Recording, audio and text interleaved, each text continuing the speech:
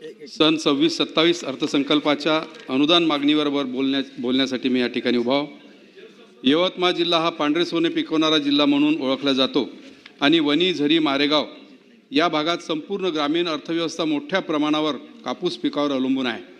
या वर्षी सुरुवातीला आलेल्या अतिवृष्टीमुळे कापूस वेचणीला मोठा विलंब झाला। त्यानंतर झालेल्या अवकाळी पावसामुळे अनेक शेतकऱ्यांचा कापूस अजूनही घरात अडकून पडलेला आहे। त्यामुळे कापसाची आवक बाजारात उशिरा सुरू झाली असून मोठ्या प्रमाणात कापूस विक्रीसाठी अद्याप शिल्लक आहे। मागील वेळी माझ्या निवेदनाची दखल घेऊन माननीय मुख्यमंत्री महोदयांनी CCI कापूस खरेदी केंद्रांना 13 तारखेपर्यंत मुदतवाढ मिळवून दिली। त्याबद्दल मी शासनाचा व मुख्यमंत्र्यांचा आभार मानतो।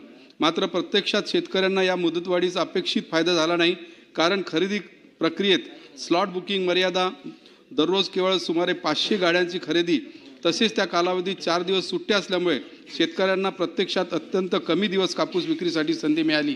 म्हणून राज्यात व केंद्रात आपले सरकार असल्यामुळे आणि आदरणीय आमचे यवतमाळचे पालकमंत्री माननीय संजयजी राठोड साहेब या ठिकाणी उपस्थित आहे, मला त्यांना सुद्धा विनंती करायची आहे की यवतमाळ जिल्ह्यात CCI कापूस खरेदी केंद्राला किमान 31 मार्चपर्यंत तरी मुदत वाढवून द्यावी, जेणेकरून या शेतकरी कापूस विक्री शेतकऱ्यांना संधी मिळेल। आणि यासाठी मी आपल्याला नम्र विनंती करतो। अध्यक्ष महोदय, राज्यातील शेतकरी बांधवांना चना खरेदी विक्रीसाठी तालुकास्तरीय खरेदी केंद्रावर ऑनलाईन नोंदणी करण्यासाठी ई-समृद्धी ॲप्लिकेशन नाफेडचा वापर करणे अनिवार्य करण्यात आले आहे। मात्र या ॲप्लिकेशनमध्ये सातत्याने तांत्रिक अडचणी निर्माण होत असल्याने तक्रारी मोठ्या प्रमाणात प्राप्त होत आहे। नोंदणी करताना caps not match, server busy, system error, service unavailable, invalid Aadhaar details, bank account not valid, record not found, upload failed, OTP not received, session expired अशा प्रकारच्या त्रुटी वारंवार येत असल्यामुळे अनेक शेतकऱ्यांच्या नोंदणी प्रक्रिया पूर्ण होत नाही। म्हणून माझी शासनाला या बाबीकडे तात्काळ लक्ष देऊन सदर ॲप्लिकेशनमधील तांत्रिक अडचणी दूर कराव्यात, तर शेतकऱ्यांसाठी ऑफलाईन नोंदणीसाठी पर्याय उपलब्ध करून द्यावा ही माझी विनंती आहे। अध्यक्ष महोदय, गृह आणि अन्य प्रशासन विभागाला माझी विनंती आहे।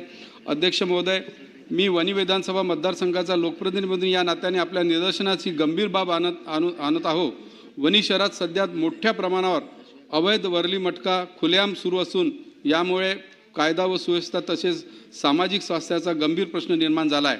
वणी शहरात या मुख्य भागात भूमी अभिलेख कार्यालय असो, नगरपालिकेच्या बाजूला असो, दीपक चौपाटी असो किंवा इंदिरा चौपाटी असो, या प्रमुख मोक्याच्या ठिकाणी अवैध व्यवसाय इतक्या खुलेआम पद्धतीने सुरू असले तर या कुणाचे पाठबळ आहे असा गंभीर प्रश्न निर्माण होत आहे। सन्माननीय सदस्य सुरेश दास पाहता संबंधित पोलीस प्रशासनाची